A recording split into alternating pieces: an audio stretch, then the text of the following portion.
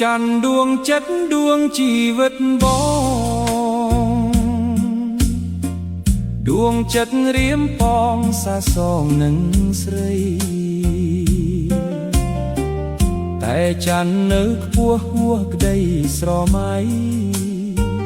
បានតែមើលថ្លៃឈោងដៃមិនដល់ឆ្ងាយរាប់ម៉ឺនយោយចិត្តលួចប្រាថ្នាតែឈោងហាត់ថាស្រវាមិនដល់ខកខានក្នុងចិត្តរែងគិតអំពើព្រោះច័ន្ទនិមលមិនខ្វល់ចិត្តបងសូមដួងច័ន្ទទ្រាអូនណានិតដល់ចិត្តរៀមរាតាដល់ពេលណាទើបច័ន្ទយល់ក្តីបំណងថារូបបងបនផ្សងជួបតែច័ន្ទថ្លៃរាល់រាត្រីបន្ទាបខ្លួនមកណាពុនលោកស្នេហ៍រៀមបងចង់តែរកក្បែរចរណៃ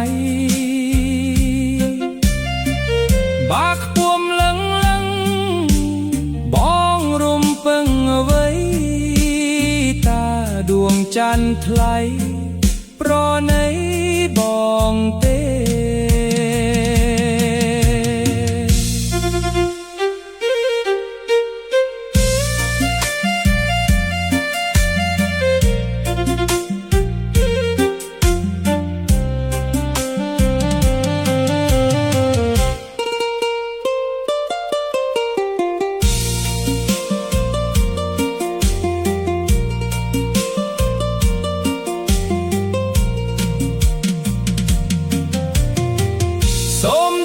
ច័ន្ទទ្រាអូនណានិតដល់ចិត្តរៀមរាតាដល់ពេលណាទើបច័ន្ទយល់ក្តីបំណងថារូបបងបនផ្សងជួបតែច័ន្ទថ្លៃរាល់រាត្រីបន្ទាបខ្លួនមកណាពុនលោកស្នេហ៍រៀមបងចង់តែរស់ក្បែរចរណៃ